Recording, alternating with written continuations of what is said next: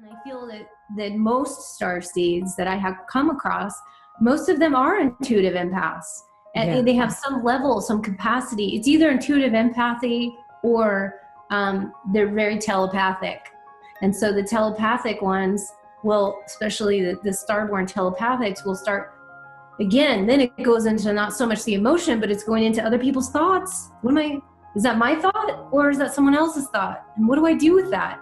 And now when someone's feeling negative and they're like going through that, and you're hearing it all, but then you're kind of like thinking it might be you. So it's a very important thing. We're all getting more telepathic as we move forward in expansion, and we have to be careful of what we're thinking. You got to accentuate the positive. Wow, I feel good. A little bit of feel good goes a long way. You're listening to KAren Swain, teacher of Deliberate Creation, accentuating the positive, showing you a way to a better life. Accentuating the positive, it's not just fad, it's sanity. Who in their right mind would accentuate anything else? If you feel like that's what you want to do. Hello and welcome to another show, Accentuating the Positive with KAren Swain. So amazing to see you again and have you join us for another enlightened conversation with another beautiful being I have to introduce you to today. Her name is LightStar.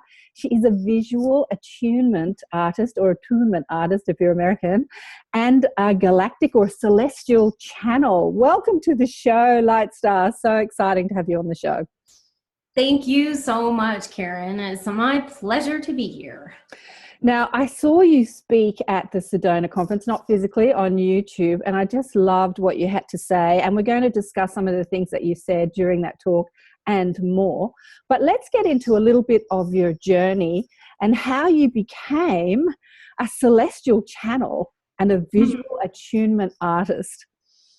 Well, I guess I will go backwards a bit in time to my corporate development, because I actually was in a very corporate environment.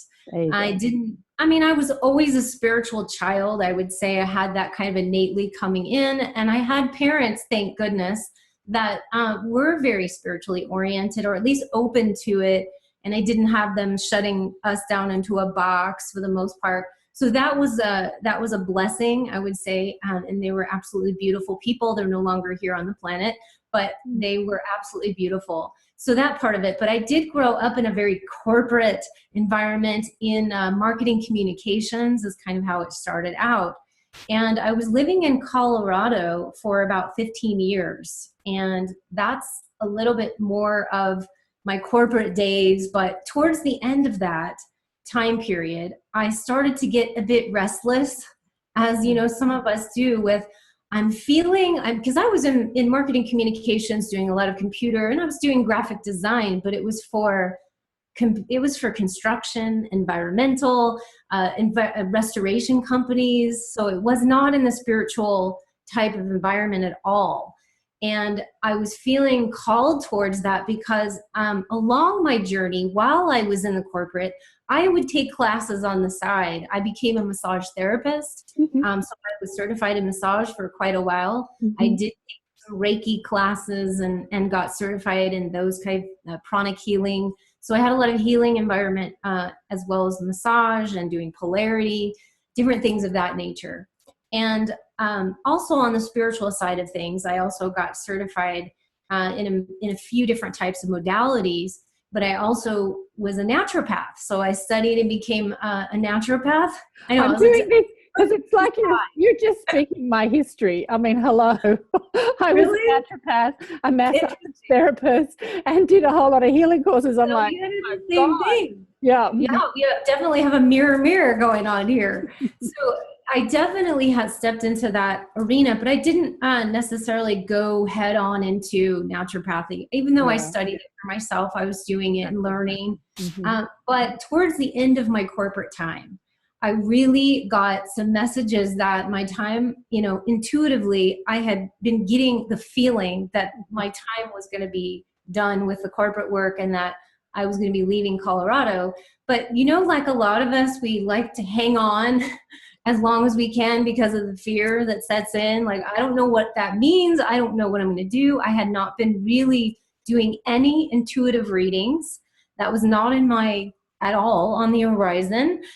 Certainly wasn't doing any light language or anything having to do with the Starseed realm at that time.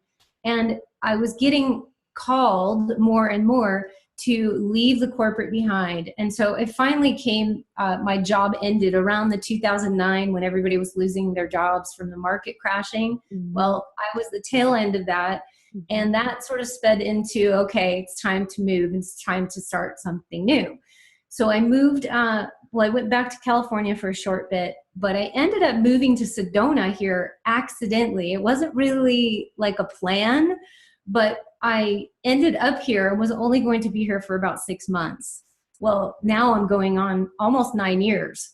So it changed dramatically when I moved here. And I had, I did take a channel, it was like a channeling class through Doreen Virtue's son. His name is Charles Virtue, and he teaches the same thing that she does in the angel class. And that was first me sort of stepping into that whole arena of like, what is this, you know, and what is an intuitive reading? What is this angel reading? What's this about? And that's where it sort of sparked an interest. But when I came to Sedona, I really had an opening here. And my whole life, I did some healing work here because everybody comes to Sedona to do healing work. Mm-hmm. But when I came here, I opened up just doorway upon doorway of my gift of doing graphic design and that kind of artistry opened up into the spiritual arena. You know, it was very much, like I said before, doing very corporate-y type of work. And now I started bringing in doing angels and, you know, all these different things that were coming to me in my dream time and what I was doing. And so I started to just create some artwork, and it just took off like a rocket because my early work is very different than my work now, which, but that's the progression.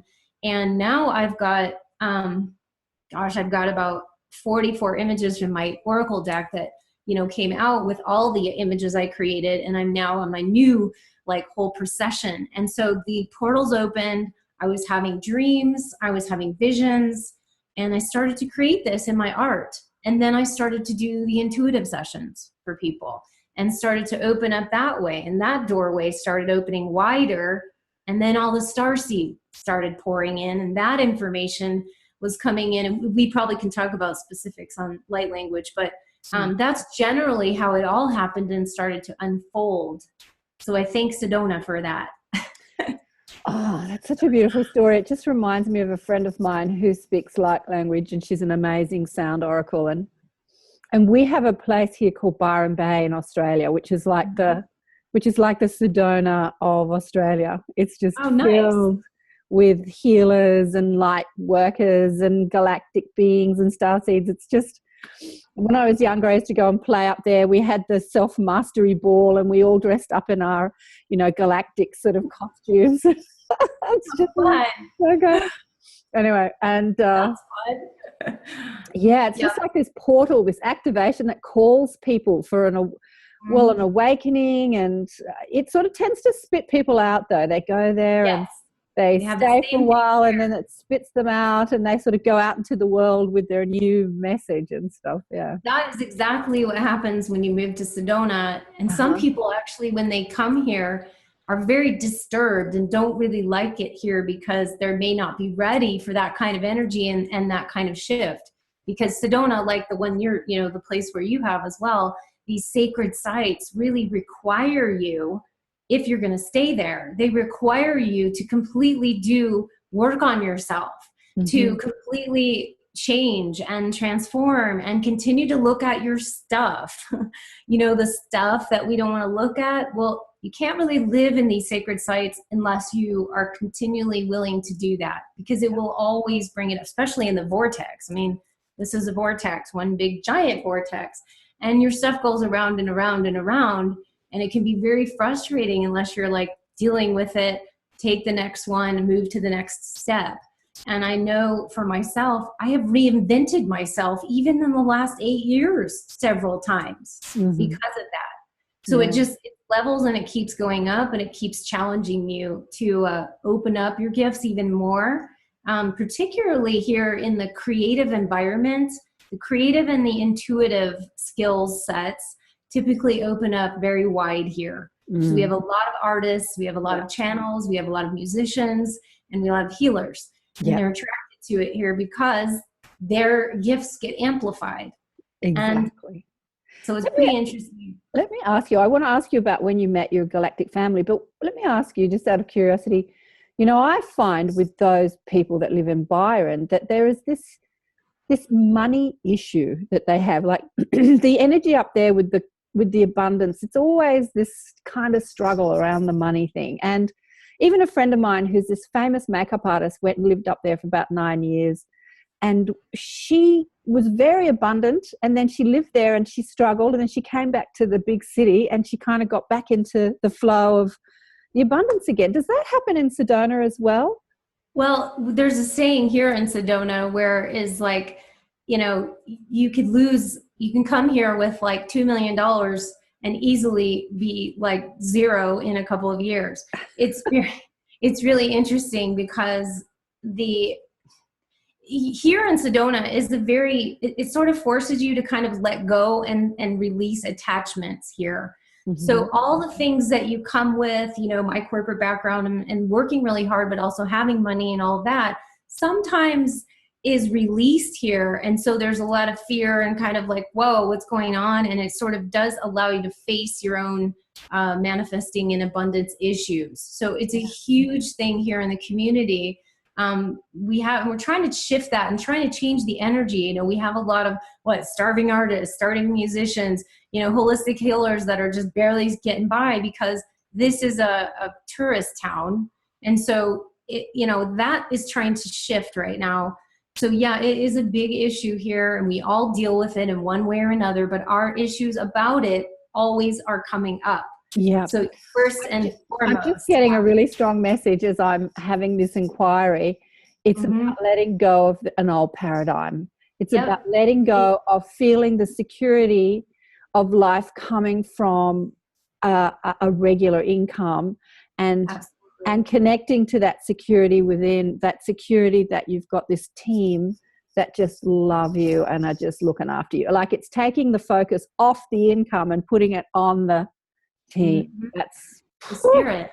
Yeah, you're actually, I was getting chills like when you were talking because it's very, very, up in your face about what you have been doing and how you had been living. Yeah. And then now what the new way is, and maybe you don't know how to live in spirit or how to call upon. I know I learned a lot of lessons in this and I'm still learning it, but like how to call in spirit to literally help you in your path to live in a new way and to have a new level of trust. It's not about having a certain amount of money in the bank that is there. So no matter what you do, you're not going to really take some risks and have to trust because that money's sitting there. But what if you don't have that money sitting there? Exactly. Then you are totally in spirit and in the process of going through trusting yourself first and foremost and trusting your guides and spirits and all of that. Exactly. It's like, I'm just getting all this download. It's like living in the moment and being just completely in the moment, because the old paradigm is save money and put it in the bank and have the nest egg for a rainy day. But that just, the whole energy of that is like, I don't trust that I'm looked after. So I have to hoard. I have to save. Anyway, we could get into this, but I want to keep talking about you. I agree. No, I think it's a very important, valid point right now, because thank you for bringing that up. Yeah, it's about living in the moment and just loving the moment. I want to talk about how you met your galactic family. So you're working as an artist, the creative gifts are just expanding exponentially and you're downloading all this stuff. And then when did you meet your galactic when did they sort of introduce themselves to you and say, hello? I'm here. Well, I think the first year and a half I lived in Sedona, I pretty much cloistered myself away. I was doing a lot of healing work, so I wasn't out with people, and I was literally by myself. And that was a year of separating old friends, people, when you go through that transformation period where you have to let go of some friends. that you're not in that place anymore. So there was a period of kind of shedding some old ways. And so I was alone for quite some time, which is totally okay with me because I actually like my alone time. So it didn't bother me that I didn't have any friends. I didn't know anyone here. I didn't have anybody I knew here, but I literally was okay. And I was just doing my own healing work and my own process. And in that, about a year and a half later from that, I started to get the inclination and the intuitive, I need to kind of get out in the community a little bit more. Now it's time. And when I did, I actually went to, they have lots of groups here in Sedona. And I went to a group and connected with the very first group of people. It was kind of like it wasn't really a meditation, but it was kind of a meditation / healing group or whatnot. Really awesome people. And the more I started to go to these little groups and started to engage with people, I actually met my relationship that I'm in right now, which stands with Bear. And he was one of the first real connection points. I had a few before that I really felt were like on the level, but he's the one that really started to really share about the Starseed, because he actually was the one that had been involved in Starseed all his life, for the most part. From his, birth, or I want to say around 3 years old, he had some things happening where he connected with his star family. But I had some connections with star family here. I started to meet a few friends here, and it was like an instant kind of knowing, and just in sort of this beautiful flowering of my heart, just saying like, wow, I feel like these people, certain people here really resonate and feel like home and feel like family. And sometimes that comes and goes. It's just like any other family. If we think about it, we don't always hang out with our family and get along with them all the time. Well, sometimes it's the same with even star family. Sometimes you guys got karmic stuff where you have to work out things, and then you kind of move through them and then, move on. But there are beautiful people here in Sedona that I connected with because there's so many star people here, in central location, that it's pretty easy to connect with like-minded friends like that. Yeah. Rather than in certain other places, that doesn't have it as much. So that's kind of the general how I started to meet them. And we started hanging out, and really we just started activating each other, by being in each other's presence, right? Mm-hmm. That's how it happens. And we really helped each other to kind of move up in the levels of what we were doing and really supporting. When you meet your star family, it feels like you're being supported for the very first time, just in your, who you are, you're just for everything that's happened in your life. No, there isn't as much judgment, and there isn't as much of that going on, because they understand that you're kind of going through the same stuff that they are. And they're at that same inquiry level too, with information and the spiritual stuff. So they're going through what you're going through. Excuse me. And so this kind of segues beautifully into what I wanted to talk about, because you said, when you're in a place like Sedona or Byron Bay or Shasta or places like that, you're surrounded by them, but out in the rest of the world, there's not as many, or they're not as identified. Yeah, they're not as open. But you know what? There are as many. Yes, I agree. And our physical families, there's often karma or fraughtness or difference within our physical families. And you told this beautiful story about your dad, because what I find is with a lot of people who have an awakening, whether it's a galactic or spiritual, and they start to expand and remember things that the third dimensional paradigm doesn't speak about, they start to separate from the ones that they call family and say, you don't understand me, you don't get it, I'm different. And I see that all the time, and I've done it, guilty. And we do that to our friends, like, you're just all asleep, you don't get it. You talk about gossip and, who's divorcing and who's having implants, and I'm talking to the stars, and right. It actually creates a more of a separation. And what we're here to do is to bring a connection. Right. Can you tell us a story about your dad? That was such a beautiful story. Well, really, my dad was one of the most amazing human beings, as well as otherwise, that I've come across. because, you know, to his credit on this planet, he was a holistic physician, and he did chelation therapy. He climbed Mount Everest, and he climbed many other mountains as well. He was written up in his later years as Senior Athlete of the Month. He wrote Best Ways magazine articles about health and all of that. He was on the board of the American Holistic Medical Association. He was on the board of a Bioenergetics Association, and on and on. The man did so much in this lifetime that it's amazing. And so he did all these things, but meanwhile, back in, you know, the family, I was feeling from him for most of my life, very like he was emotionally detached and just, you know, emotionally unavailable, as a lot of us like to say.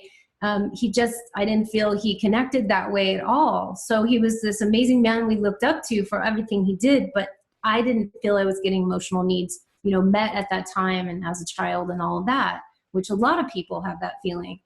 So I think it was through that process that I used to, you know, pretty much have judgment about that, right? Because it's our own hurt and our own inner child that didn't get whatever. Mm-hmm. And then when I got older and I started to see more information, see more things, I had some conversations with him about it, but nothing like really shifted or that much. Well, after he passed, and it was probably about 4.5, 5 years ago by now, he passed over, and I didn't really hear from him for a while. Through his death, I mean, you know, we can talk to the ones who cross over, and I did have communication at that time. But then it was about 2 years later, literally, that I felt, and I kept saying I felt spiritually like a tapping on my shoulder. And I knew that it was him, but I didn't really sit down. It was one of those things where you just go, yeah, okay, hi, you know, nice, I got stuff I'm doing. And it kept coming back. And I finally said, all right, I'm going to sit down with this. And the way I did this was through automatic writing. That's the best way that I actually channel information, is through automatic writing. And it was pages upon pages upon pages of information coming from him. And I was blown away, because when I read it back, I was learning about my dad for the very first time, about who he was, and total starseed. Okay. I wasn't really that averse on the starseed, I think, until later in life. So I wouldn't have known early on anyways, but afterwards I didn't even think really that my family members were. And he definitely was Starseed, told me where he was from and the different locations he was from. And the most poignant part of this is that he told me that the way his people in his community show their love and show their emotional love for people is by the things that they do, all the different things they do for community, and how much. It's almost like, you know, quantity of how much and quality of what they're doing for people in the community. And that is the primary way that they show love and their emotional connection with people. And it just hit me like a ton of bricks, because here I was judging this man, you know, because he's not emotional. He doesn't know how to be. He should be doing it like this, like all the other ways we see in the world of how someone should be expressing love to somebody else. And I'm thinking to myself, wow, we really put that on him. And what, you know, no wonder. And he did all these things while he was here on the planet. He tried all these personal experiences, you know, healing and all these different ways. I said like I said, he went and sat in a Buddhist kind of way in another country, sat in a closet where they don't feed you anything and you just contemplate your life, because he wanted to be more emotionally available and he didn't know how to do it or why it was having such a problem. And I realized that this was him. This was who he was. And we had imposed a judgment upon him in a way that he should be, knowing that he was beautiful just the way he was, even if he wasn't flowing, gushing, like, you know, affectionate to everybody in like the way that we think of down here. We don't realize there's many different species, there's many different races, and they all have a different way of expressing themselves. Absolutely. None of them are wrong, and none of them are to be criticized or judged. It's just because understandably, we don't get certain needs met in our youth here as children, that we grow up and then, well, this is the way it's supposed to be, but I didn't get that. And then we start to impose our judgments upon it. So it does take a little bit of time, and it certainly takes, for me, it certainly took, kind of the death of my father to really understand this. But it really brought me into a place of humbleness and a place of, if I wish I had known, in those ways how it would have been different, or how our relationship would have been different. Because he was a very loving man. I don't want to get it wrong that he wasn't, but I know that the relationship probably would have shifted, and if, I had a chance to do that. So I communicate with him now sometimes here and there, but he's pretty much gone on to a whole nother thing right now. So, one of the biggest shifts that we need to make as a collective consciousness is this judgment thing, this criticizing, because humans just, they're experts at judging people in a very critical way. And, with so many starseeds on the planet, with so many millions and millions that came in over the last 50, 60, 70 years, there are very different ways of being. And what I've been told from my guides is that, in many other higher dimensions, they have a more positive spectrum of vibration or vibrational frequencies to play with, but a bit much more limited spectrum on the emotional scale, on the frequency scale, whereas humans have this vast spectrum, and we can go in these emotional places that other dimensional beings cannot. And many of them come here to experience that vastness of frequency range. But, some of it's horrendous, like depression and disconnection and feeling alone. How could you ever feel alone when you're connected to all that is? But that's what we can experience here, right? And agreed. I've got many friends that just don't get the whole emotional spectrum. I've got one friend who looks so uncomfortable in his body. He makes other people uncomfortable. It's like he's never worn a human body before. It's like, how do I wear this thing? I understand that so much. And he's, he's a member of Mensa, brilliant. But when it came to emotion, he was completely, even touch, even feeling sense was numbed. And when I'd say, how do you feel about that? He'd like, well, I think it's this way. Like, he didn't even compute how to even contemplate how I felt about something. Anyway, he has changed, and he's learning about the emotional spectrum. But, gee, it was hard for him. And I feel for him because I understand that really well. I feel I'm kind of in that same realm that isn't the wide spectrum of emotions that we have here. And some people do, they're wired like that. Whereas other people are a little bit more wired to the more analytical side of things, or just to what I like to call people that know of Spock on, Star Trek. Yeah. Actually, people think of him, because that's kind of how sometimes I used to think of my dad like that. And I think, now I think, you know what?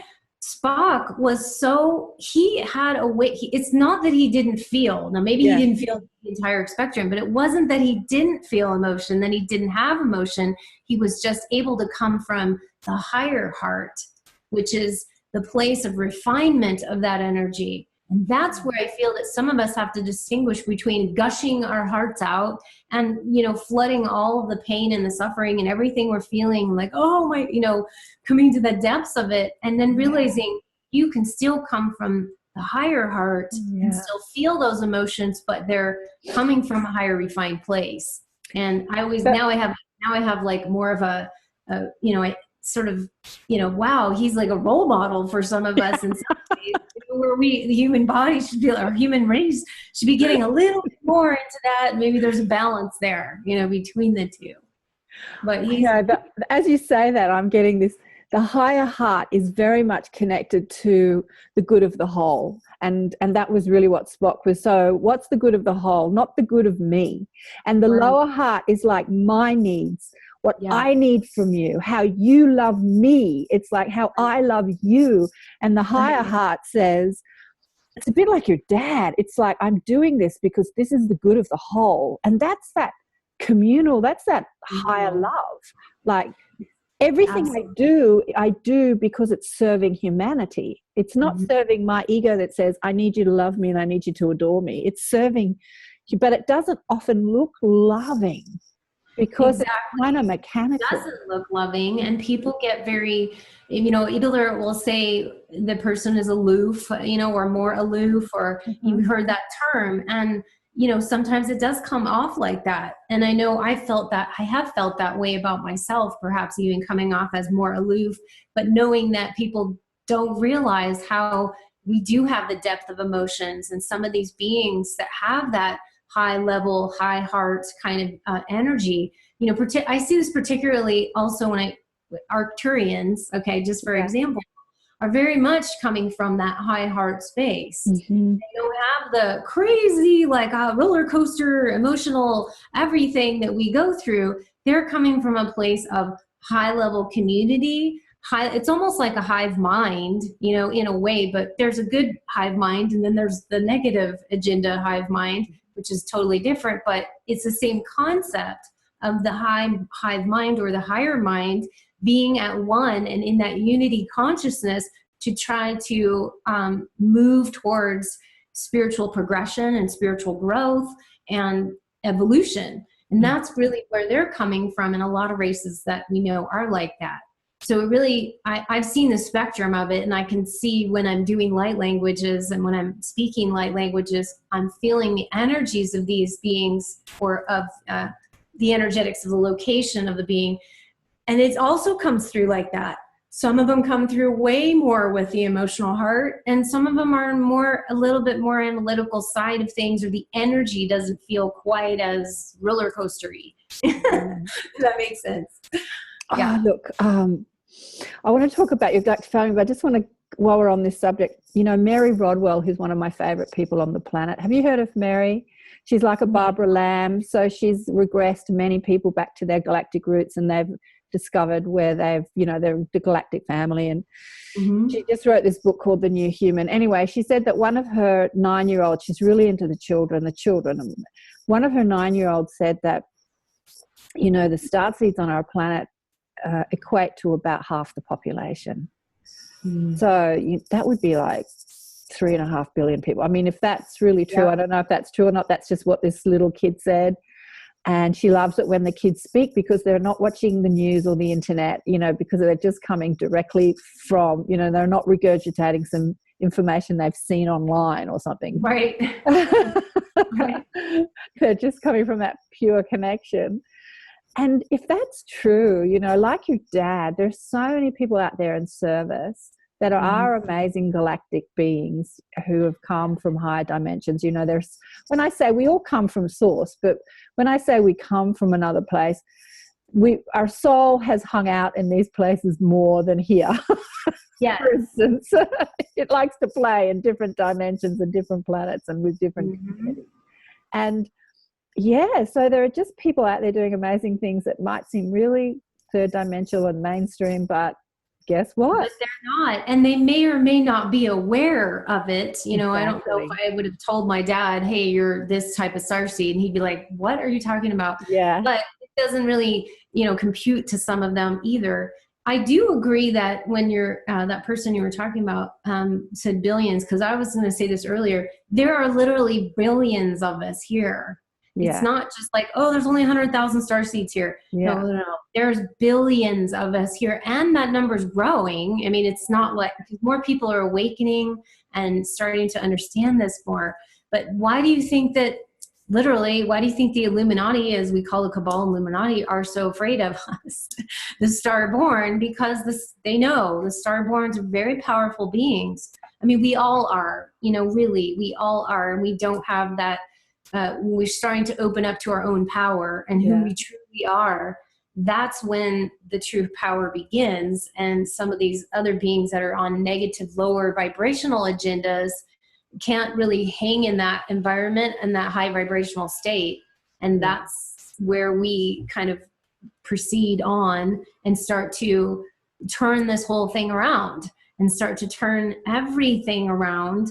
And because that's why we came here. Starborn came here to share their individual gifts and talents and missions, and from whatever it is, and it's all different, but to help Earth progress, to help the ascension process of this Earth, because many starseeds have already done the ascension process many times. So sometimes when we go like, you're going to these ascension classes and trying to ascend, and we're kind of like, Stands with Bear and I say this all the time. We're like, stop it. You already did this. You just got to remember that you did it, but you already been through this. Okay. There's don't struggle so hard about trying to, do this and that, the other thing, because we've already done this. We're just relearning, remembering what we already know. Absolutely. All of us, are remembering because our soul knows all of it. Our soul. Yep. I just want to share a personal thing with you. My brother is a complete starseed, but he's the most, skeptical, conservative guy. And he's a little bit more patient with who I am and what I do now. But I've been told recently that I have to wake him up. Like, it's time. He's got Netflix, right? Everything he watches is like sci-fi, everything. He's completely obsessed with, and he works in IT. When he was a kid, he'd take the television apart and put it back together again. Like, he was so switched on. He was just one of those kids. And he's late 50s now. But he was one of those star kids, just completely technically minded, he probably builds spaceships on another planet. Who knows what he does? I'm sure he probably has in the other dimensions too. And I'm going to have that conversation with him because his kids his youngest is just about to leave school, and they said, okay, now it's time for him to wake up. I'm like, how am I going to have this conversation with him? I just don't know. Anyway, we'll see. That's another thing. I think sometimes, I think too, when we feel that we get those messages to wake people up or to, okay, it's time to share this or that or the other thing. And I think it's sometimes incremental. Like, it's just a small little, subtle kind of thing with them first, so that they can start to plant the seed, literally the star seed. You plant the seed so that they can start to then kind of get interested themselves, rather than, because I think too often a lot of people that want to, they learn about their star seed and their awakening, and they're so excited that they want to go get all the people in their family and everybody like into it and like understanding it.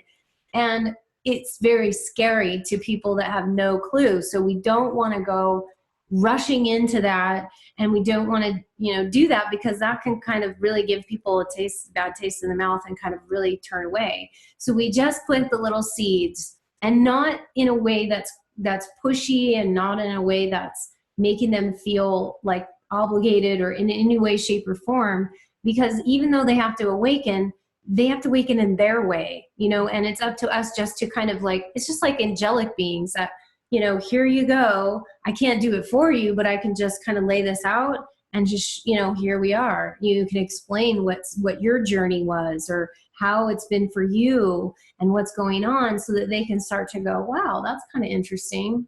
And then you might want to, if he's watching all the sci-fi videos or movies, there's a certain video or a certain movie, you start saying, hey, I got this video or this movie that I think you would really like. And it's something specific to opening the doorway to Starseed or something. It's so funny that you say that, because I've been thinking, what can I show him? Because he's not going to listen to me, his crazy sister, right? So what can I show him? And there's that movie Disclosure by what's his name? And he said, I saw him say that he really directed that at the mainstream. He said, this is not for you guys that are away. This is for the mainstream. And because I said to him not so long ago, do you believe in aliens? And he goes, do you believe aliens exist? And he says, oh yeah. And I said, do you believe they're here? And he goes, no. I believe they exist. They're somewhere out there, but they're definitely not here. And I'm thinking, you're one of them, mate. That's the hardest part, I think, for people to get past. But I think for most part, we can have almost everybody would understand now, or say, yes, there are UFOs, there's activity. We can't deny that, and most people won't really deny that fact. But to feel that they're actually here and that you might be one in some way, shape, or form is a whole different animal. Because it's very scary for people to have everything they knew and they thought they knew about themselves completely. It is scary. Turned upside down. So understandably, there has to be some level of them being, and they have to be at the right time for them. You know, it has to be the right timing. Sometimes we're just awakened when we're supposed to awaken. And it's like a natural course of what happens. So we can only do what we can do for people, but not like shake them up and, you know, get it. You know, it's going to have to be in their time. Yeah, gentle baby steps. I've got to say that at the beginning of this interview, there are going to be people that are watching this that are going to awaken quite rapidly because of this interview. And that's the message I got when you started talking. I want to talk about your galactic family. So the Arcturians are, you know, one of them. Are they the ones that you speak to the most? Actually, well, I would say my galactic family, the ones that I probably have the most connection with, would be Andromeda, and also, well, Pleiadian and Andromeda, and I would say would be the primary ones that because I opened my doorway here to the light languages that I'm speaking, and at this moment it's probably about 20. It's growing like bit by bit, but now I've got about 20. So bringing in the frequencies, and then my artwork also brings in the doorway to some of the other races, because I'm actually doing that now, where I'm working on the different races, and so it does bring in all of them. But the ones that I feel, the very first one I probably felt most connected was Andromeda, and also I had been told that I was Pleiadian before that, but I never believed. I didn't even have a connection with Pleiadian, except. It's funny because when they were telling me that, I was like, I don't have a resonance with that. But I realized, you know what? It was like a while later, I went way back when I was young. What were some of the books that I read? And it popped into my head. I used to listen to her tapes and read her books. Barbara Marciniak. She was one of the first people that was in her, and that was all Pleiadian information. And so there was kind of connections along in my past, but I didn't really resonate with it until a bit later. So it's funny how it comes in, and like I said, they just come into my dream time too. So I'm working with a lot of different ones. But the Pleiades, you know, I've heard that unlike it's not one planet. It's like a system. It's a galactic system which has many different planets, and on those different planets are many different species and beings and ways of being and thought processes. And so it's not like Italians, or you know, like they come from Italy and they eat pasta, and it's just vast.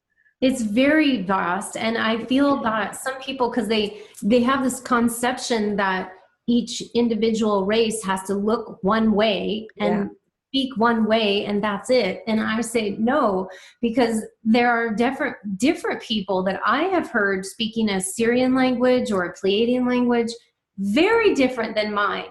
So it's not really about who's right and who's wrong. You know, it's more about, we even think about our own country, or, you know, here if like, say Spain, for example, I just happen to know that Spain has a different dialect when you're in the same country of Spain, but you go to like Salamanca versus Madrid, and they sound like two totally different languages. Exactly. And so it can be very much like that. We realize we're not exclusive with what languages they're bringing through and what they look like, because it is a lot larger. And to think too, that these other species like Pleiadians, Syrians, and Arcturians, and all of these beings are very much more advanced and have been around a lot longer than humanity has. And so, you know, they've been millions of years of their own evolution and their own changes. So think about what could happen in millions of years of an advanced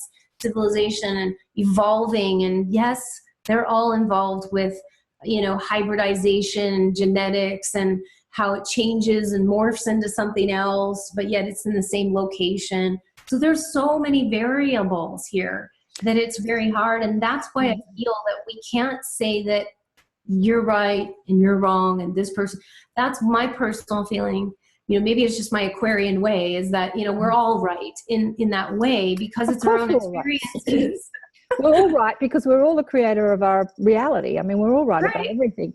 But I just got, when you were talking, I just got this download, you know, how courageous how brave and adventurous a soul is that has advanced to a level of, say, a Sirian or an Arcturian or an Andromedan especially, and then they put their hand up and say, you know, I'm going to go back to kindergarten and I'm going to forget everything I know and then live that existence.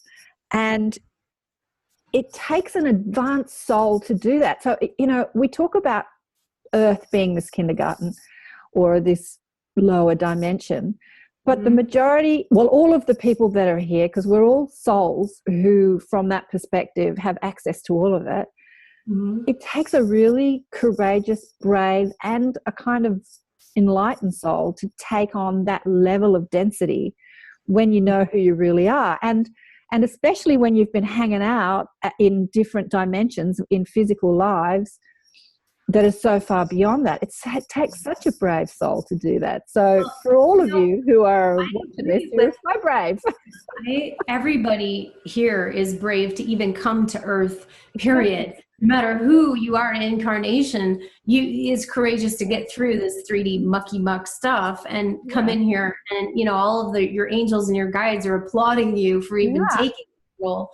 And I think that our evolution, I believe that, and we can see it in the children, we can see it in the kids right now, that they are remembering who they are at a young age, even coming in. And I feel that as our evolution progresses with humanity, and we do reincarnate again and on Earth, your next time around, you will have more memory, and I feel the veil, you'll start to open that scope up, because I feel we are progressing as a consciousness to open that veil so that we don't have to keep coming back over and over with forgetting who we are. We don't really get past, we don't move ahead. I mean, think about, we were supposed to be living till 900 plus years, you know, what happened to that? We just started going into the recycle cycle, like every, 90 years, every 100 years, when we're really meant to be living a lot longer than that. Yeah. And that we wouldn't be having to come back in, start all over again, go, okay, now we got to come back in again and do this. So I feel our progression is, expending the life longer again, and also coming back and having memories right off the bat. Yeah. You just, so that you don't have to start all over again. Yeah. And I feel it's coming, and it may take generations. I'm not saying in the next generation even, but it may take us a while. I think it's the quickening, even my generation looks so different at my age than my parents' generation. You watch old movies of the 50s, and these people that are like in their 20s and 30s, they've all got suits on. The 50s gear was so gorgeous, but they all look about 40 or 50. They all look much older, like when someone was 40 back then, they were like really old. Now 40 is like a teenager. But I was having this conversation with someone last night. She's this gorgeous woman that looks young, and she's never had children, and she sort of still thinks she's like hot and beautiful, and she is. And she's like, I don't tell anyone my age. I'm like, well, how old are you? She's like 55. And I'm like, that's nothing. Just imagine if you were a galactic being and you lived to 500. 55 is so young, and I sort of like, really, it's like, it's all perspective, isn't it? Age is all perspective. Yeah, and that's part of the new paradigm, is that we need to step out of the old thought processes that we have to live, we only live a certain period of time, and then we got to die and start all over again. It's like, we have to evolve from that place. And the kids, like what I said, I go back to the kids, because we all know the children coming in are absolutely phenomenal. They come in like little masters. Yeah. And the things that they say are even like, what? We learn from them, more than any of the others. If we could only keep them in that beautiful place, and I think it's unfortunate, because parents don't know how to be the parents, in order to keep and hold that starborn beautiful experience, and to give them, hey, it's not in your imagination what you're seeing. The imaginary beings are actually really there, and listen to your child, listen to what they have to say. And most parents, I'm not saying all parents, but most parents pretty much put it into the box of, not really real, and it'll go away. You know, they'll eventually grow out of it. If we were to really listen and see and promote them, think about what type of adults they will become. And so that's where I feel we need to put more emphasis on the children and raising them almost more in like a Waldorf school or what's the other one? I think it was Rudolf Steiner's the one that created the Waldorf school, which is a much better type of education, at least than what we have. Because, or Montessori is the other one, but at least it allows the child to creatively or to express their creativity and their intuition as an innate part of who they are as a child. Yeah. You know, we all didn't, most of us didn't get that. We didn't get the encouragement and support for that. Even though I had great parents, they didn't know about this stuff. And so it was very much like, you know, I don't know what you're talking about, or, you know, that kind of thing. And so it never gets developed and we just shovel it under the carpet. You know, I did that. I actually I was an extraordinary empathic child, but I had no idea.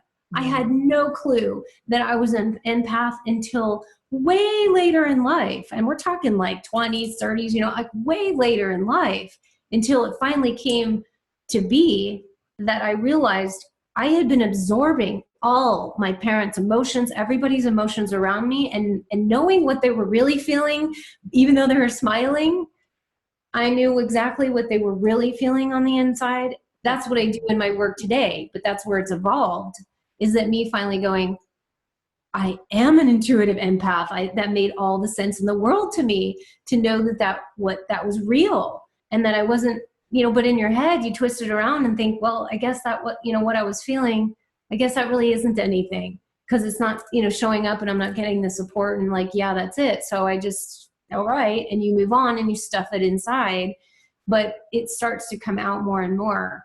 I mean, there's an amazing woman who is she's a psychiatrist, I believe, in LA, Los Angeles. And her name is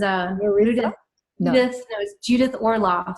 Oh, okay. And she's written books and everything about intuitive empath, because she's workshops, books, and all that. But she was one of the first people that I heard on a tape or a CD that I was listening to on a journey, like traveling in the car. And immediately she pointed out all these different things, like what if you're an intuitive empath, you are this, that, and the other thing, and all these different things. And I was like, I have like every single one of those. And it dawned on me that's why I'm like that, or that's why. It was really a big epiphany and opening for me to start unraveling some of my past, to reclaim that as a gift and not as a curse. Absolutely. I so agree, because again, you're just speaking my history. It's kind of like weird. Because, you know, as a kid, I couldn't go to rock concerts because I just couldn't be in. Yes, too much. Too much.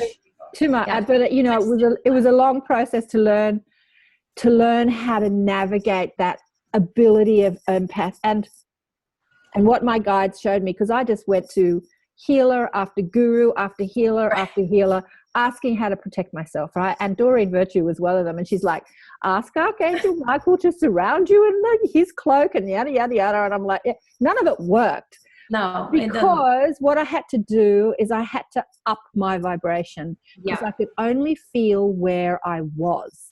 And so when I was feeling happy, I was feeling everybody's happiness. And when I was feeling sad, I was feeling and that was such an important lesson for an intuitive, that you have to not indulge in your negative shit. I'm watching my daughter go through it now. She had an amazing message from Spirit last night. We were putting on an event for a beautiful Indian spiritual teacher that came out here called Anand. And she had this epiphany, because he just brings through the Divine Mother. It's just gorgeous. But it's a hard lesson to learn. You know, you just can't indulge in your negative crap and your criticism and your judgment, because you're just going to feel everybody else's. Well, until we get to the point of realizing that this is real, and that these are and to distinguish the difference between your own emotions and someone else's emotions, and what it feels like when you're taking on their stuff or you're feeling their stuff versus what it feels like when you're taking on and feeling your own. I actually did a video on my YouTube channel about this. It was a part 1 and part 2, because I felt it was so vital to give people some tools and tips just to like how to tell the difference. Because when you're young, I know for me, it was all just a big muddled mess. I had no idea what I was feeling stuff, but I didn't know if it was mine, if it was someone else's, or what do I do with it when it's somebody else's. And typically what intuitive empaths will do, because they're healers at the core, is they'll naturally want to take that from someone else and just, absorb it. That's why we call them the sponge. Yeah. Because they just want to take it in and help other people so badly. And it's a beautiful gift only when you learn your own boundaries with it and you learn how to work with it much better and to release it out of your own body with clearing techniques or whatnot that you have to do typically on a regular basis for intuitive empaths. It's not like one passing daily thing, and I remember the one thing in there about intuitive empaths that just had this like, yes, that's me. I used to have to take my own car places. Like I didn't want to go with a whole bunch of people. I just really wanted to go in my own car for myself. Yeah. I didn't understand why, and people were like, God, mostly because you can escape and leave whenever you want and not have to be stuck there with that energy. And I didn't realize that, but I was like, oh, absolutely. You got it. She listed at least about 10 of these different things that were just so like right in there. But for anybody who wants to, know about those, she probably got her CD still available, but she's really good at that. And I feel that most Starseeds that I have come across, most of them are intuitive empaths. And they have some level, some capacity. It's either intuitive empathy or they're very telepathic. And so the telepathic ones will, especially the starborn telepathics, will start, again, then it goes into not so much the emotion, but it's going into other people's thoughts. Is that my thought or is that someone else's thought? And what do I do with that? And now when someone's feeling negative and they're like going through that, and you're hearing it all, but then you're kind of like thinking it might be you. So it's a very important thing. We're all getting more telepathic as we move forward in expansion, and we have to be careful of what we're thinking all the time. We could do a whole show on this because this is such an important that's subject. A whole show in itself. But I want to get into your art and your light language because I've got to say, I've been hanging out with people speaking light language for 20 years, and I just think you're amazing when I hear you speak. I have a good friend, Ananara, who speaks. She's amazing. Oh, Anara White Bear. Nanara White Bear? No, she's Australian. She's here in Australia, and Anara Zolta, and she's incredible, and she's a sound oracle, and she brings through things. I've never heard anybody, but when you speak your language, they're just it's just amazing. It's amazing. How did it start for you? And let's hear a bit of it. Interestingly, when I was about 9 years old. Anywhere between 9 and 11 is kind of when this started in that time period. I started to speak a language that I had no idea at that time what it was, but it came through very similar to when you're talking about speaking in tongues, the Christian faith and all that. Mm-hmm. They understand what that is, and it's actually very similar. Mm-hmm. So in that way, I started to speak this language. Well, it wasn't until literally, probably when I got to Sedona, because that's when everything started to really open up, is I had a period of time within about a 2-week period. And all of a sudden, the floodgates opened. I was going through a lot of opening and all of that and learning, but it was like literally 2 weeks. I was getting such downloads like every single day. And these new languages were coming out like in my I'd wake up sleeping. I was in the shower, it'd come out, and I started just going, oh my God, I got to record these. So I did record them so I could kind of start that process to identify. But after about, I don't know, gosh, it must have been like nine languages, something like ridiculous came in so much in that time period. And then after that, I kind of said, whoa, I need to integrate. And then I sort of let them come bit by bit after that. And some of them would come in long drives in the car, and a new language would come in. So it started to become more integrated into my life where it wasn't so disruptive because I wasn't sleeping that 2 weeks. I mean, it was like crazy. So I started to adventure, instead of just speaking the language, I really wanted to know, what am I speaking? Why am these different ones coming? And what I started to realize is that I have a specific multidimensional aspect of myself that is basically in, like you would say, I have these two beings in my head that if you put the two together, it would probably be very similar, is Lieutenant Uhura on Star Trek and Deanna Troi on this Star Trek New Generation. So you got the intuitive empath and the psych counselor, and then you've got this Lieutenant Uhura who's interpreting all these languages. You put the two together, and that's where I felt like I was kind of coming from, and that my role was as diplomatic, Starseed ambassador in the other dimensions, of bringing these languages through there in that dimension. Yes, it was more for diplomatic negotiations, to understanding the different languages. And I believe why I had so many of them come in a certain period of time, it was a big question for me about why would they come all of a sudden. And this gets into we're not on a linear timeline and all things are happening at the same time.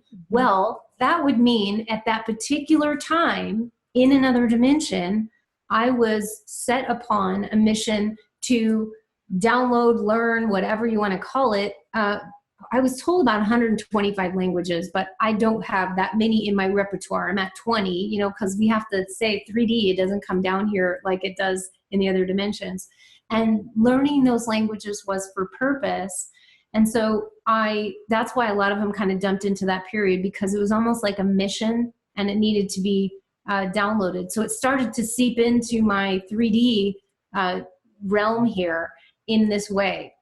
So after this started to come in and many and more of them started to come in, I began to identify them as where they were coming from. And the difference between my light language that I'm speaking and maybe some other people's is that I am not channeling a particular person or being or anything like that.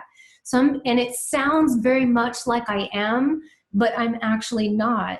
I'm actually tuning at this, down here in this 3-dimensional, I'm actually using the languages for more on a healing purpose or for more awakening and helping people to kind of open the doorway and awaken than I am using them in the other dimension is for a different purpose. So I started to realize how I'm bringing it here is different than how I'm using the languages there.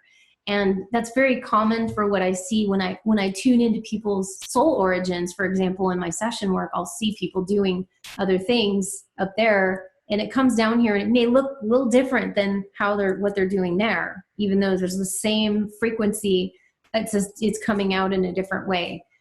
So really the language was coming in, and I started to put together it took a couple of years, and I began to put together what I call my spectral, it's like a chakra light language clearing, and also a spectral light activation using light language and the chakra systems. Mm-hmm. And so they started to show me a way of clearing the chakras using very specific languages going through each chakra. And that is kind of what I've kind of put together as my way of bringing languages in to utilize that in my session work. Mm-hmm. To help people. It's not really for like, how do you say, how are you doing in Pleiadian? Yeah. I know that and this is a big issue, because we think about our languages here, in Earth, German, we have English, we have, Polish, we have French, all these different languages, and all of them are literally interpreted word for word. This means that. Yeah. That means this. That's what we're used to here in 3D. We're used to having languages make sense to words that we can interpret. But light language is so different. I just had an epiphany, but yeah, go on. Yeah. Light language doesn't translate in that same way. Although I've only been given typically one phrase that I've been given that actually translates word for word. But for the most part, I was starting to do interpretations when I first started speaking this, and then I was getting from my guidance, my higher self, no, just stop doing that. We're trying to get people into breaking out of the paradigm that we're in. Then we have to move people emotionally speaking with the language, or something in their physical body that shifts, to get them to understand it's not about the brain and what each word means. And even so, light language can mean volumes of information just in one sentence. I know. This is what they just said to me. Why do you need language when you communicate telepathically? So the sounds that we use are for a different purpose than communication. So like you're saying, healing, activation, creation. So because it's sound, right? Language is sound, but it's not communication. It's communication on a different level, because they communicate telepathically. So you know what someone's thinking. So why do you need to speak to them? So why talk, right? So the reason that we give you sound is for a different purpose. That is incredible. That just totally dropped in. Love it. Yeah, I think it's something that we're breaking out of our own paradigms of that, to know that we bring in languages for different purposes. But yes, it's not to impose the same concepts on it. And most of these beings are telepathic. So even when I was trying to get, I was getting the fairy language, and it doesn't have a sound. Like, how am I supposed to speak it when it's like silent and telepathic? How do you speak telepathic so that you make a sound? And the only way I can speak it is in a whisper, because it's so like that energy is just, the frequency is very much like the whisper in the trees. You don't. So for me, each one of the languages has a totally unique frequency and a completely unique energy about it that isn't, some of them are similar, some of them have similar, but even in the way it's spoken or the flow of how it's spoken. And so sometimes when I'm learning light language, and this might be a tip for somebody, I get this question all the time. I mean, I do teach light language for people to get their own barriers out of the way, but not to teach it word for word. But I do get people going how do I speak my own languages? How do I do that? And it's we really have to get people to open up more and get out of the fear, because most of it is fearful. People are afraid of sounding stupid. Oh, look, I that's me. But, they're telling me it's spoken music. And because I wanted to ask you a really third dimensional question, do you understand what you're saying? Thinking that you were, and then they dropped in this, it's not about communication. I'm like, well, there goes that question, because, Although I will get a sense, I don't bring just any old thing into my not knowing what I'm saying, because truly what happens with me is it will come, the transmission will come from that location or whatnot that I'm tuning into. I will get an overall message, but I just don't do it word for word, because there is some communication in it, but it's just not translated the same way. But you might just generally get I'm getting a feeling that this is coming from a heart, and it's really about the energy and the frequency of the heart and allowing people to kind of open their hearts. Or you might get the feeling that this is really a grounding kind of energy. So it's really helping people to pull their energy down into Mother Earth or whatnot. So you get these overall general communication type of things. Just so I have to do that for myself, because I'm very much shielding my own energy before I speak the language. And that's very important for people to put that high frequency vibration, so that you don't get crazy jumper spirits coming in to mess with you. And you do kind of want to know what's coming in before you just bring anything in. So look, that was something when I was listening to you this morning. I was doing a bit of research before jumped online with you, that you said in one of your videos, and I would suggest everyone check out your YouTube channel because it's amazing. People often have how do I know that I'm not getting malevolent spirit or malevolent beings, or that it's such a third dimensional idea that it's buying into fear and danger and fear. And that's what we do a lot here. Personally, I don't buy into it, so I don't worry about that question, but it's a question a lot of people ask. Yes.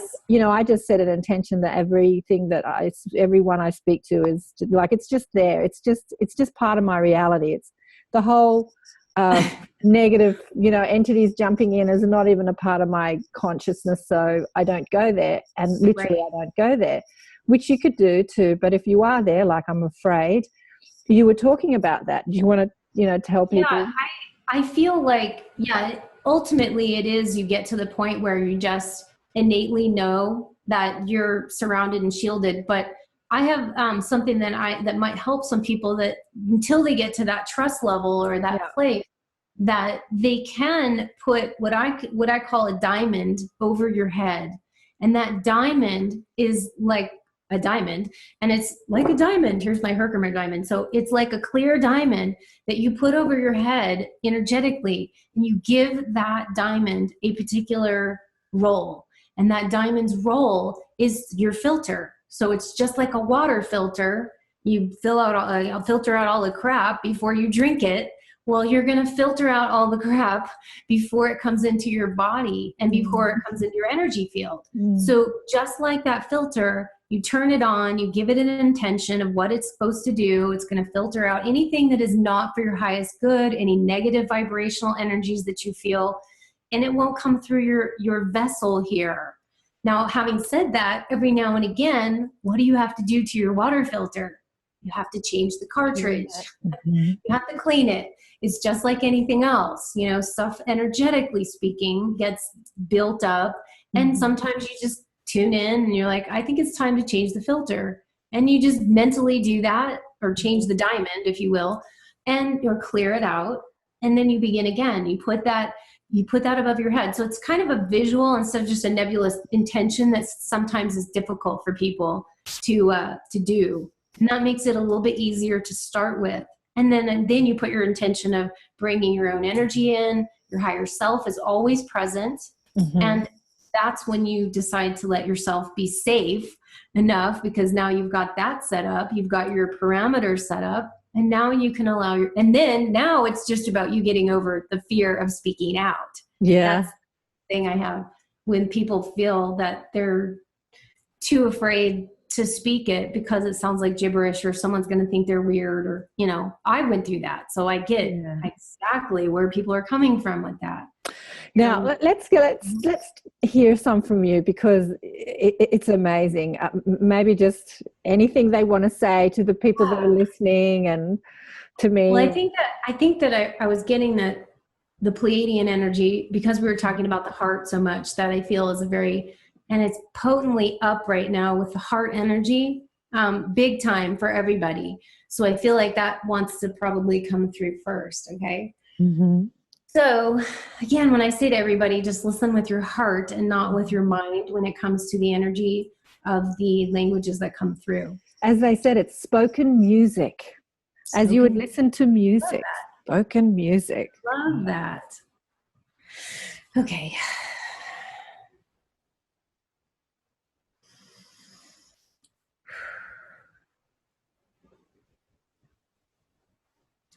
Nialalanile. Kale samai, kale nesto alea, no suumalai kanehinewa, sani oma ashini ilekea, kuhunayale samaina, kulea so okula, sumialati kielenia anaste, shuuma kiwa, nesawe, farenai hai, Selianai hakame, Sulianasta ali, Kuhulana mahine, Wiles umaki, Kuhine asola, Gemialak inusto maine, Taile shunaita, Kele meanasta eleki, Wane, Malea nai shane. Oh. Gosh, I have to tell you, I just got a huge chill wave that went through my body when that came out. So that was for more people than I think are going to really experience connection. Oh my God, my eyes just started weeping immediately when you said. I mean, that was just a love song. That was just a love song. It was really, and I do, frequency that came through, because it was coming through with such loving emotion for people. I felt like that was really coming through to give people, especially Starseed, to give them hope, not just hope, but to give them like reassurance. Hey, like you're doing great. Really well. Yeah, that's you're exactly so loved. You're so loved and really well. It was such a like, you're doing really well. Don't worry. We're so proud of you. We love you so much. It was such a, oh my God, it was such a love song. And I felt it hit me directly too. Like you were speaking directly to me. But not just to me, to everyone that's watching. Oh. But see, we're all dealing with this right now, especially, and that's why this is up in front. We just went through, Lionsgate, and now we got the solar eclipse coming, and the frequency of the heart, the heart portal has been up really, really a lot right now. So I feel like the energy is, we have to stay in the heart because there's so much challenge and so much chaos and so much craziness, as well as good. I mean, there's a lot of good things too. But we're getting bombarded by the solar flares and energies of the sun and all of the empowering cosmic rays, plus, the Lionsgate and now the eclipse and the energies of that sometimes we just need to just go, it's okay. You're going to be all right. Okay. I know it's a lot. We're taking in a lot, but you're doing great. Everybody's doing well. And to give that kind of rush of that energy going through the body. And I felt it really strong on this one. So, and when I feel it that strong, I know that this is for many more people that will be watching this. It's from time to time, even if they watch it afterwards, because it'll be out.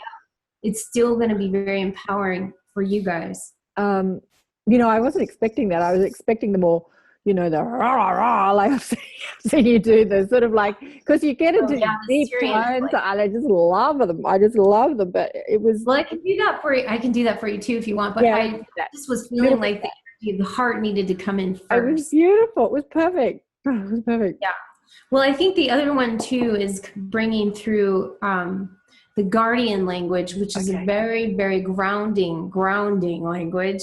So it can help some of us to keep our central balance so that we don't get knocked over and that we don't get too much, all this instability. Mm-hmm. So the guardian language is very much like that. And also the Syrian language is very much like that as well. Those two are very way different than the one I just did. Yeah. So it's really, so it's up to you guys if you would like me to do it. Yeah, let's do it. We've gone way over time, but I'm just so loving this conversation. I can have you on forever. Because we still haven't touched on your art yet. I still want to show people some of your incredible art, but let's do a bit of Syrian or whatever, whoever else wants to come through, and let me not dictate what's happening. Let me do, I'm just going to say what this is, but I definitely want to go, what I'll probably do is do a little bit of both then. So do the guardian language and also the Syrian. So this will be a little stronger energy, but okay.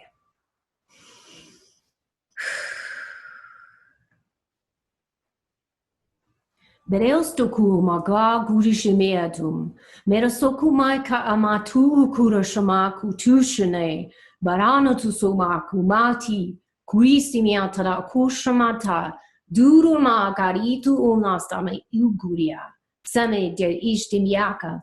Ba intuma gari isti umagari oma. Bejuma shohukuma. Shidibiosu ma pieti uhuma ka oshuni eu kuisu uma barioso.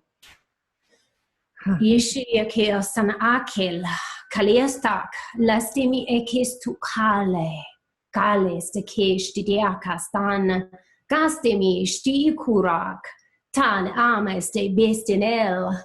Gariastan kasht est miek. Ki ikalak shen sti kumak.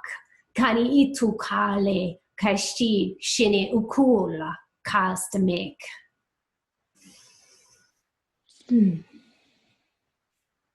Okay. Those are a little bit more pulling yourself.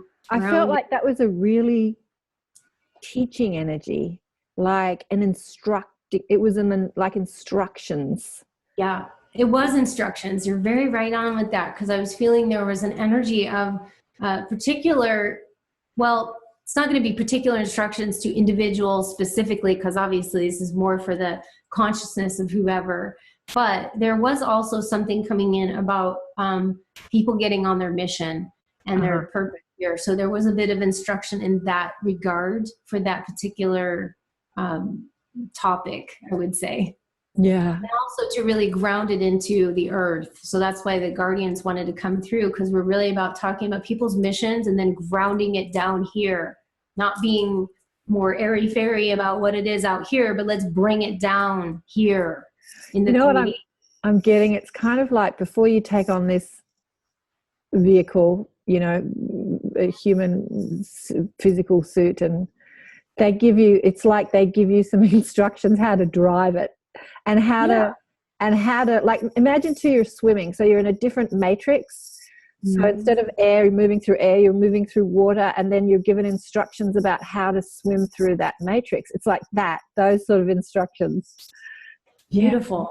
Yeah, I love that. And then we allow people to whatever they receive from it. It could be something totally different for each person. And that's why I put it out there as the general information of what I feel is coming through. But because the transmission doesn't give me word for word, I get the piece that I get, and that allows the rest of it to be for somebody else that needed to get something completely different, perhaps. But energetically, that's what was coming through overall. So, you know, we all need to get a little bit more grounded with our missions here, especially Starseed, because it can look very nebulous and like, how do I put that? You know, that's kind of what I help people with, is taking that esoteric information and putting it into practical measure here. And what does that look like? But as we talked about before too, there are literally millions of starseeds that are very grounded, that are doing, you know, amazing work. They head charities, or they're inventors, or they're in the IT industry that they're not even awake, but they're doing what they can. Yeah, like your dad. That's why I love the story of your dad. It's just because we've got to remember that, just don't judge anybody, because they're here doing what they're... And you don't know sometimes too, because I really was functioning on my mission, except for I wasn't doing this stuff. Yeah. But I was in the right place at the right time. And you think about it, that starseeds are placed in certain corporate environments because they need to be in that environment. They're actually perhaps helping the other people. Just by being in their presence, they're helping the other people. I mean, I know a lady that's a client of mine. She works in the banking industry, and she's there to anchor the light, because there is none in there. And she knows that, even though she's in the banking world and very corporate, it's still, she's just being there to spread that light wherever it needs to be, you know, the lighthouse, wherever it needs to be placed. And we need people doing that too. We just want people to be more aware of that. Okay. I didn't have the awareness of what I was doing until later, you know, so we need people, if they want to be in that industry and they're, you know that they have a mission to do that, then just become aware of it so that you can, you know, feel like you're doing your mission as well, and that you're fulfilling it. Yeah. So very important. They keep chiming in. I hear this on the light. They do it all the time in interviews, and they're going to go, you'll hear it when you listen back to the recording. Okay, there's so much more to say, but let's have a look at some of your art. So you're a activation artist. Visual attunement artist. Visual attunement. So when people see the art, it's like listening to the spoken music or the light language. It's this activation of memory. How is that working? Is it the symbology? Is it the color? Is it the image, or is it just all of it? Well, it is all of it, I would say, as a general side, because there's so much going on in the images. And originally when I first started doing this, it was really about opening up the doorway to these portals, because I realized I had some connection with portals and gateways and all that. As you can see in some of my art, it's looking like portals and doorways. And they're opening to these other realms, which a lot of these other realms actually literally do exist. And I would have people that would come see an image of mine, and I've had this happen many times, and someone will say, I've been there. Yeah. I've been there. I know it. Or even in their journeying, in their shamanic journey, someone's like, that's where I go when I go to my shamanic journey. So these are real places that I feel needed to come out for people to see them in a visual and have them remember, because a lot of people have been there. It's not just me. And then so that they can see it and experience it, and then also have some awakening and activation from it.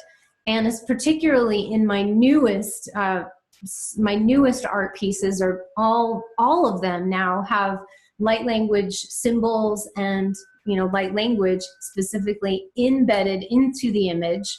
So it's sacred color ray is where it first started out for me, and then has moved into a whole new genre with light language codes, divine codes, frequencies, upgrades. And it started to come in, the light language where I was seeing it and drawing it, these languages and these symbols for people is, I remember when it happened. And yes, it was here in Sedona, but it was many years ago. And there was a woman that came up to, we were at a coffee shop, and this woman came up that we knew. And all of a sudden I looked above her head and I saw all these codes like above her head. And they were all like sitting up there. And I said, I was like, you know, I just took a napkin and started to draw what I was seeing. And I gave it to her, and I started to do that with people, and I started to see these codes, but I saw them. What was interesting is I saw them just sitting up there. And I got the impression that they don't know it's there, but it's just waiting for, it's like a package waiting to be downloaded, and they don't know how to open that, or it's just sitting up there. So that's kind of where I came in to start trying to activate and open that up. So I have a service that I do create specific personal code symbol for you, and it's usually helping to open that package up. But it started to come in. So the light language and the symbols and the different codes and the sacred color rays and the otherworldly locations were coming in. And I was almost having these beings lined up. I mean, I literally, and I still have them lined up. It's almost like someone that does a portrait, you know, someone that paints people's portraits or something. Well, I have the other realms lining up, like my turn, okay, I'm next, you know. And it was like that. And I get that. Like I did one that was the gift of the mer people, and it's the mer people image that came out of a dream that I had about the mermaids. And the mermaids actually gave me a mermaid name. And I wasn't particularly connected necessarily to the mermaids, even though I love them. They gave me a mermaid name, and they were having this whole dream. And I was like, it was at a time where I had a mindset of who was going to be next in my images. Well, because that came up, I realized they really wanted to go first. And so they wanted me to do an image of them, and it was kind of like needed to take precedence for whatever reason. And so I kind of switched the order around. So they kind of talked to me in the way that they would like to come through, or who would like to be first, or who would like to, you know, they're not fighting over it by any means, but because I have so many of them lined up, yeah. I can't possibly probably get to all of it in my lifetime, you know, unless we are going to live the 900 years. Yeah, exactly. And that's the plan, is to try to keep this going as long as possible. So yeah, that's the overall messages in my dreams. And then the individual product that I created, which was my Oracle deck, because originally that's what these were for, was to go into Oracle decks so that people could use all of the tangible tools in their hands and start to build their own psychic gifts. So yes, we have wall art and all that kind of stuff to be on people's walls and activate their homes and, you know, hold the pictures. But to be honest, it was kind of all to be culminated. And then if people want specifically, like they want that image, yeah, that's when you do it. But having 44 images, you know, to play with and use and build your own connection to your guides and to your angels and to your higher self and your star friends and the fairies and all of that, was kind of why I wanted to create all my artwork in a tangible form of some type.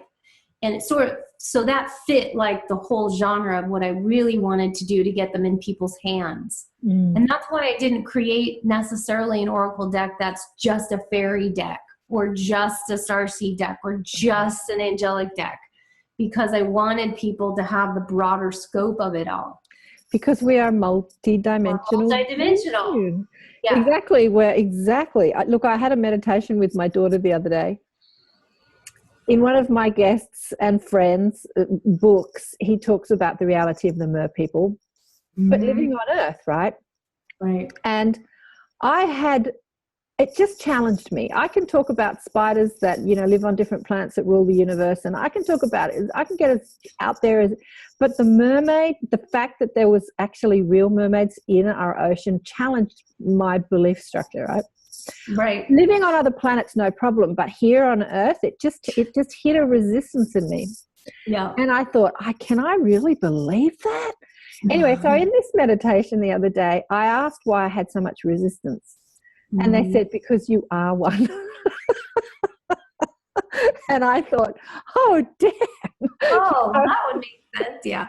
Because it's like when we have an emotional reaction, be it love or hate, it hits a knowing. It might hit our ego mind that says, oh, that's crap, that can't be. But when we have that strong emotional reaction, yeah. Like my brother, if I said to him, you're an alien, he would be, oh God, you're so ridiculous. And like he so totally is. And it's that strong emotional reaction that's really pointing to a truth inside you. And that's something in my meditation the other day I realized, because I was sitting staring out over the ocean thinking, are they really in there? Like I'm looking at the ocean, are they down there? And so now I want to go down there and swim with them. Absolutely. And they're so amazing. I hadn't really realized how amazing they were either until I had that dream. And I was like, God, these are really cool beings. Yeah. I love that. And, by the way, you were talking about your brother earlier. I was like thinking to myself, so this is just one way. Okay. So you don't have to say anything, but I'm saying it doesn't even have to be my art, but some art that maybe is like activating on a level that they just like the art and they don't know why, but it's actually doing some of the teaching and behind the scenes. That can help too in ways that you don't even have to do anything except for just say, hey, which one of these images would you like, and let them pick and choose. So there's other ways to do it, and it's not saying that people can't activate themselves and all of that, and they should. But there's subliminal, subtle ways that can be very helpful for people. Absolutely. And the thing about a lot of these star beings is they have very powerful, very strong intellectual minds.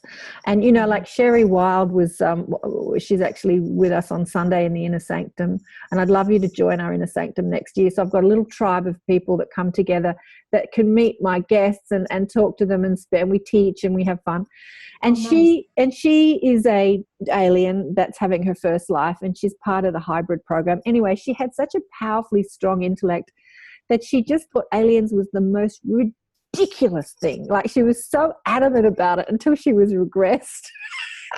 But a lot of them have this really strong intellect, and with that comes a lot of criticism, like critical analysis, that's not logical, that doesn't make sense, makes sense. So it's getting through that wall to possibility, and and allowing possibility to shatter that wall of criticism.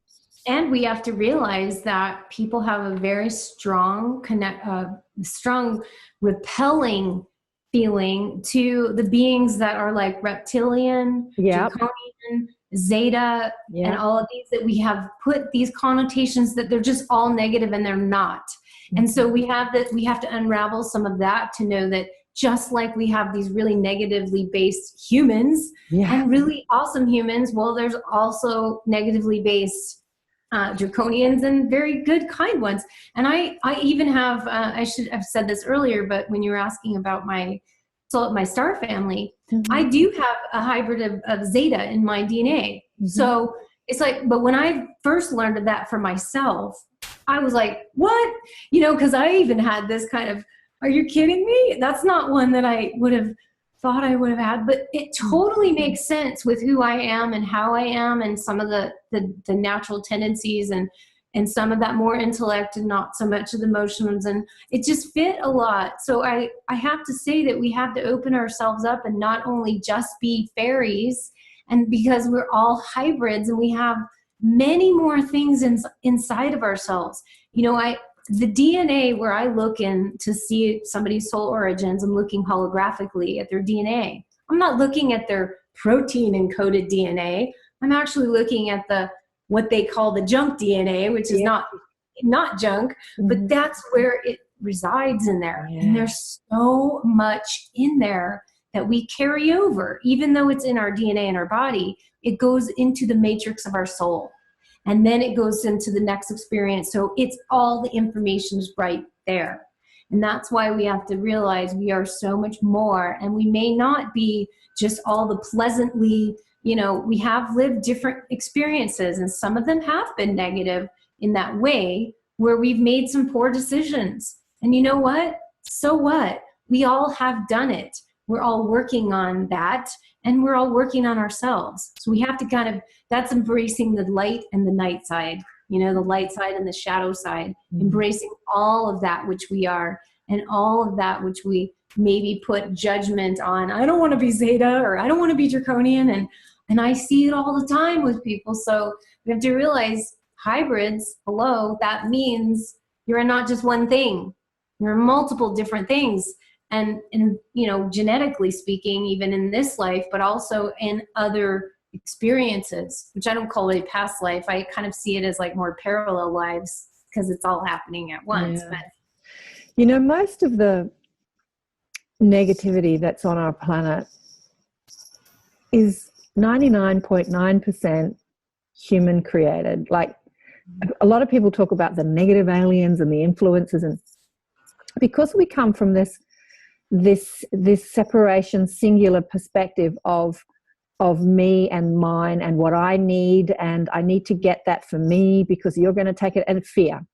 Right. And the higher dimensional beings, or other dimensional beings, who have a perceived negative reality, they're coming from a collective consciousness, but they're still coming from what our collective needs versus what you know, so there's still a need, but it's a more collective need, whereas we come from this personal need, like, I need to murder you because you're going to take my inheritance away and I need that money, you know, like, that's right. And so the negativity that it's all us. It's right. Us. It's us. It's us, you know, so forget about the negative aliens. It's us. And until we realize that we are the people that we've been waiting for to help us, we are that. So we have to actually change ourselves. The best thing that people can do is to turn inward and look here first. Yeah. And that is what truly will change the world, the more people do awaken and see that and realize we have created what we've created here.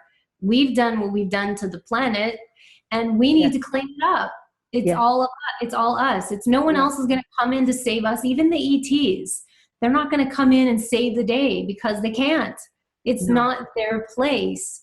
It's just their place. Some of them are coming in to help us, to give us support and to give us the love that can help us to continue.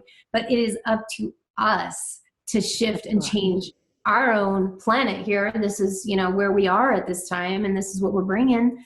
So and when we're more collectively focused, we won't do what we're doing to the planet and the other beings on our planet, like the animal. You know, when we understand that we're all one, we just won't. And even the negative aliens understand that. So they're so much more advanced than us, you know, like they are. So they all have their, you know, that if they bring that collective understanding, that's just so important. It is important. It really is. We live on a really interesting planet in a very interesting time as we're being watched for our choices, what we choose. We are being watched at this time. It's a very crucial time in our planet's history, if you will, overall, of the consciousness and the evolution. Yeah. So it's going to be interesting because, we could go either way here. And I think many of us are gathering into that unity consciousness minded because we know that echoes throughout the planet. The more we embrace it, the more we spread that light and be that light, that the more this is going to ripple out and the more shifts and changes that will be towards the positive instead of the negative side of things. Oh, look, we're coming up to, it's just been so beautiful, like an hour and 3/4 talking with you. It's been so, I've just loved this conversation. It's so funny. And I hear these like bangs, like these sounds as I'm talking to you. And it's almost as if someone's going, high five. High five. They probably are. You say something and there's this like, it's like a slap like this, like they're going, high five. She said that. She got that in. High five. Oh, yeah. That's awesome. It's been so I love beautiful. It's been so beautiful. And thank you so much for having me on and having you just my ability to share what I want to share for people, and mostly to have them have an experience, and hopefully that people will be awakened at some level or some shift or some epiphany or insight or something that comes to them from this. That's the whole point, right? For them. Absolutely. And just tell people your website that are listening to this on audio. Yes. You can find me on LightStarCreations.com. So LightStar and then creations with an S on the end, .com. And you can go ahead and that's where you'll find my Oracle deck. So you'll find all my cards, which is actually awesome in this beautiful box and all that. So you can find all this stuff on my website. And you can have and my session work as well. So I've got Starseed sessions, light language activations, artwork, all sorts of goodies on there that you can check out, custom artwork, all that. And if anyone has any questions, obviously they can also contact me on my contact form from my website, as well as on, I have a YouTube channel, and I've got Facebook and all those, social media things that they can also find me from. Oh, thank you so much for talking with us today. It's been just Thank you. It's been my pleasure and my blessing to share with you, and it's just awesome. And it's just really been a love. I love your energy and what you're bringing, and thank you so much for honoring people and bringing them to a platform that people can, share. It's really beautiful. Thank you so much. And if you'd like to join us in the inner sanctum and meet some of the amazing people I speak with, hopefully LightStar will come back next year and we can all pump her full of questions and see more of her art and hear more of her language. But in the meantime, you can contact her through her website and her YouTube channel. Thanks again for joining me for another show, Accentuating the Positive. Catch you next time. Bye for now. Thanks so much for joining us for another enlightened conversation on Accentuate the Positive. If you would like spiritual guidance from my guides, Blissful Beings, go to KarenSwain.com for a reading, or to listen to more enlightened thought leaders share their wisdom. Go to the listen page on KarenSwain.com and choose who you want to listen to. All the podcasts are also available on iTunes. Remember to check us out on Facebook, Twitter, Instagram, Pinterest, you name it, we're there. Until next time, bye for now. If you feel like that's what you want to do,